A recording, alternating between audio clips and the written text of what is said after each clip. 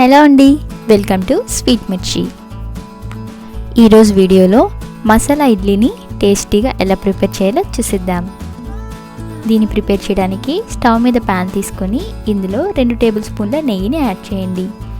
తర్వాత 2 ప్లేట్ల ఇడ్లీని కూడా యాడ్ చేసి 2 వైపులా గోల్డెన్ కలర్ వచ్చేంత వరకు ఫ్రై చేయండి.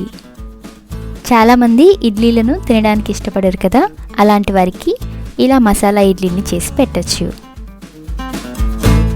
ఇడ్లీలు 2 వైపులా గోల్డెన్ కలర్లోకి వచ్చేసాయి కదా, ఇప్పుడు వీటిని తీసి పక్కన పెట్టుకోండి. తర్వాత ఒక్కొక్క ఇడ్లీని 4 ముక్కలు చొప్పున కట్ చేసి ప్లేట్లోకి తీసుకోండి. ఇప్పుడు ఇదే ప్యాన్లో 1 టేబుల్ స్పూన్ నెయ్యి, 2 టేబుల్ స్పూన్ల ఆయిల్ యాడ్ చేయండి. తర్వాత కట్ చేసి పెట్టుకున్న 1 కప్ ఆనియన్స్ వేసి ఫ్రై చేయండి. తర్వాత కట్ చేసి పెట్టుకున్న 1 కప్ క్యాప్సికమ్ని కూడా యాడ్ చేసి ఈ రెండింటిని బాగా ఫ్రై చేయండి.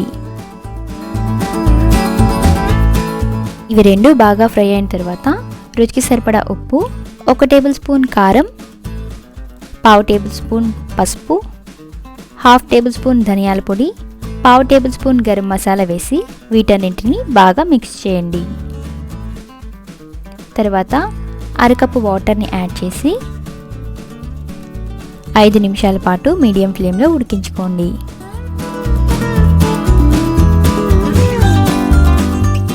తర్వాత కట్ చేసి పెట్టుకున్న 1 కప్పు టమాటోలను కూడా యాడ్ చేసి టమాటోలు మెత్తగా అయ్యేంత వరకు ఉడికించుకోండి.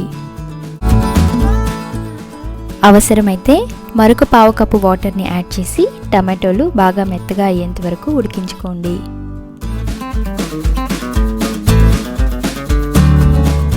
టమాటోలు మెత్తగా ఉడికిపోయాయి.